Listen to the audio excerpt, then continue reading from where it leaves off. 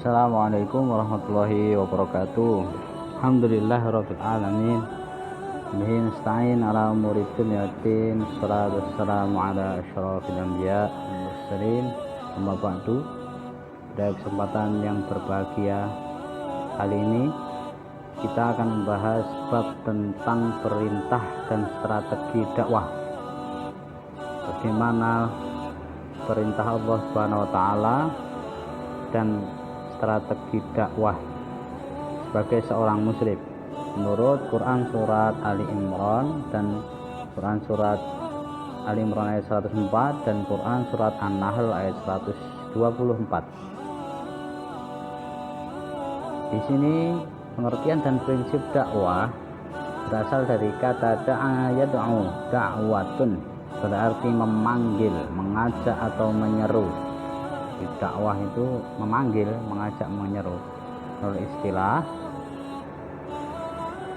setiap usaha atau aktivitas maupun tulisan dan lainnya yang bersifat menyeru, mengajak manusia untuk beriman dan mentaati Allah sesuai garis-garis syariat dan akhlak Islamiyah.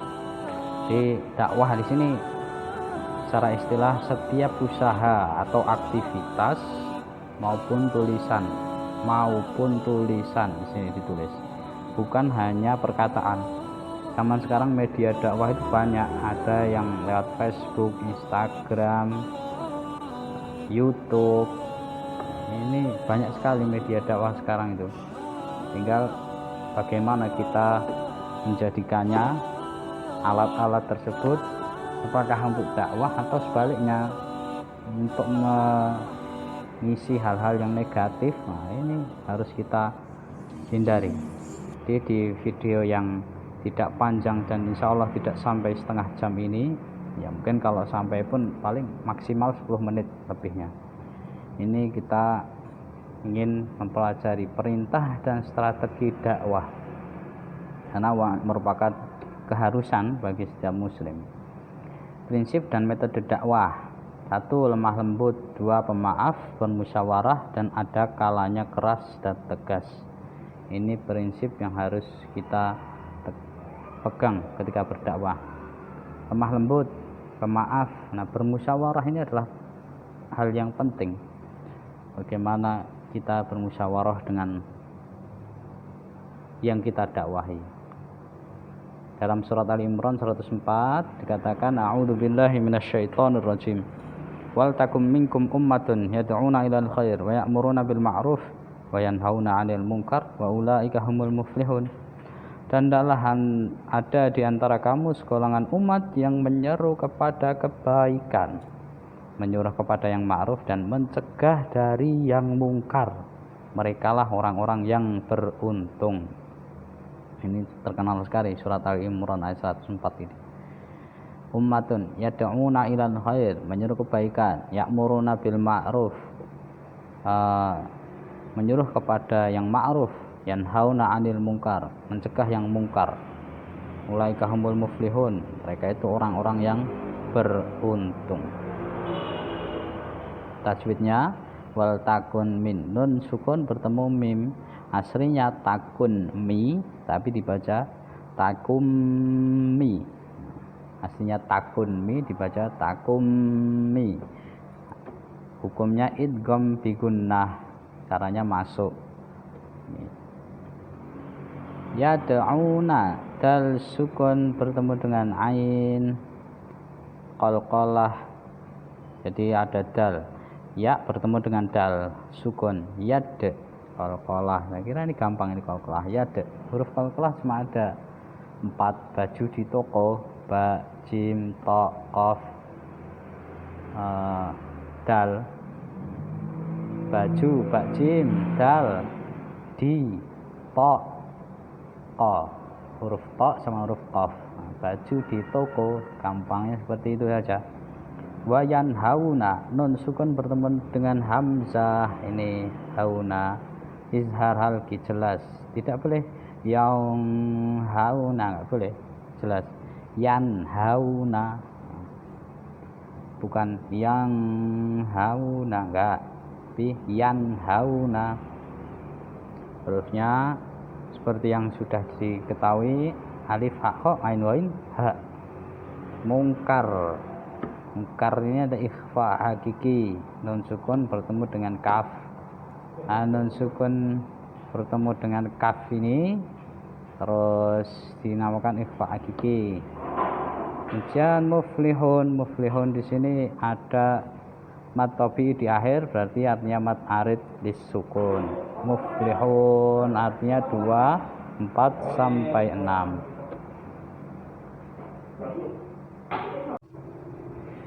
Sekarang isi kandungan Quran surat Ali Imran 104 tadi. Ayat ini tentang perintah berdakwah, menyeru berbuat kebaikan dan melarang perbuatan mungkar. Yang dimaksud dalam ayat ini adalah hendaklah ada segolongan orang dari kalangan umatnya yang bertugas mengemban tugas tersebut, sekalipun urusan tersebut memang diwajibkan atas setiap individu dari umat ini. Jadi menyeru pada yang ma'ruf, perintah dakwah, menyeru berbuat kebaikan dan melarang perbuatan mungkar. Kebaikan itu ma'ruf dan melarang perbuatan mungkar. Rasul juga bersabda, yang dimaksud dengan kebijakan ini adalah mengikuti Al-Quran dan Sunnah. Jelas saya kira. Hadis tentang strategi dakwah juga sudah bisa kita baca di sini. Man dalla ala khairin falahu mithlu ajri fa'ilihi. Barang siapa yang menunjukkan kepada satu kebaikan, maka baginya pahala seperti orang yang melaksanakannya. Pak Guru mencontohkan misalkan membaca Quran, ada yang mengikuti, ya Pak Guru juga dapat pahala. Kalian mencontohkan sedekah pada teman kalian kok mengikuti sedekah, kalian juga mendapatkan pahala sedekah dari teman kalian itu. Apalagi contohnya kebaikan, membuang batu di jalan, ada batu di tengah jalan, kalian menyingkirkannya. Nah itu teman kalian kok lihat, oh saya tak ikut-ikut menyingkirkan batu itu, kalian juga dapat pahala dari apa yang dilakukan oleh teman kalian itu. Nah, di sini menjelaskan ketika kita mengajak seseorang kepada kebaikan, kita akan diberikan kebaikan yang sama seperti orang yang melakukan kebaikan tersebut. Kebaikan yang dimaksud adalah kebaikan agama maupun kebaikan dunia, memberi nasihat, menulis buku, ilmu yang bermanfaat contohnya. An-Nahl 125 sekarang. Ud'u ila sabili rabbika bil hikmah. 1. Serulah manusia kepada jalan Tuhanmu dengan hikmah. Ini penting sekali, terutama hikmah. Wal mau'izatil hasanah, pelajaran yang baik. Wajadilhum billati hiya ahsan, bantahlah mereka dengan cara yang baik. Kalaupun harus berdebat yang baik. Kalaupun harus membantah yang baik. Inna rabbaka huwa a'lamu biman dhalla an sabilihi wa huwa a'lamu bil muhtadin. Sesungguhnya Tuhanmu dialah yang lebih mengetahui tentang siapa yang tersesat dari jalannya, dan dialah yang lebih mengetahui orang-orang yang mendapat petunjuk. Sudah jelas di sini. Pertama hikmah, kita suruh menyeru dengan cara hikmah. Hikmah nanti artinya kita jelaskan setelah ini. Mau'izah hasanah, pelajaran yang baik. Wajadilhum billati hiya ahsan. Kalaupun harus berdiskusi, berbantah, maka diskusi yang baik. Bantahlah dengan cara yang baik. Pelajaran tajwid dulu. Ud'u, saya kira ini pelajaran tajwid nanti, ya boleh pelajaran tajwid dulu, yaitu ud'u, dal sukun qalqalah sukra, huruf qalqalah kita sudah tahu, baju di toko, ba jim dal ta qaf, baju di toko. Ud'u sabili matabi'i 2 harokat. Bil hum bi, nah ini penting ini, hum bi, mim bertemu dengan ba, ikhfa syafawi, caranya samar dan mendengung. Hum bi, bimal dolla, aslinya biman dolla, dibaca bimal dolla. Siap-siap ke huruf do. Nah, ini bersiap, lidah itu sudah siap ke huruf do, bukan NG ya, bukan bimang dolla, cuma lebih tepatnya bimal dolla. Lidah sudah siap di huruf do. Lahid mad tarid di sukun, saya kira sudah tahu semuanya. Mad tabi'i di akhir waqaf atau di akhir kata, di waqaf sebelum mati itu. Bil muhtadin 2 boleh, 4 harokat juga boleh. Bil muhtadin 4 harokat, 6 juga boleh. Bil muhtadin 6 itu. Saya kira sudah jelas. Nah, ini tadi isi kandungan yang menyeru pada hikmah dan pelajaran yang baik, ini isi kandungannya. Ayat ini menjelaskan tentang 3 metode dakwah. Pertama dengan hikmah, yaitu Ibnu Jarir mengatakan yaitu apa yang telah dituntunkan kepada Rasul berupa Al-Quran dan Sunnah. Perintah, larangan, dan peristiwa sebutkan. Intinya hikmah itu Quran dan Sunnah. Dah selesai. Mau'idhah hasanah, peringatan yang baik yang dapat menyentuh akal dan hati, menjadi motivasi, pujian, menyampaikan peringatan. Nah, ini termasuk mau'idhah hasanah, perkataan yang baik, peringatan yang baik, peringatan yang baik. Bantahlah dengan cara yang baik, ini sudah yang pertama hikmah, kedua mau'idhah hasanah, tadi peringatan, perkataan juga boleh, peringatan juga boleh. Yang ketiga, butuhkan dialog, tukar pikiran, maka berdialog dengan cara yang baik, bertukar pikiran dengan cara yang baik. Man ro'a, hadis, man ro'a minkum munkaron falyughayyirhu biyadihi fa illam yastati fa bilisanihi, biyadihi, dengan tangannya. Karena siapa melihat kemungkaran, maka hendaklah ia merubahnya dengan tangannya. Fa illam yastati' fa bilisanihi, enggak bisa dengan tangan, ya sudah dengan mulut saja, lisannya.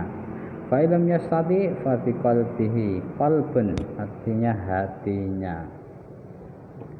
Dzalika ad'aful iman. Yang terakhir inilah selemah-lemahnya iman. Jadi kalau melihat kemungkaran,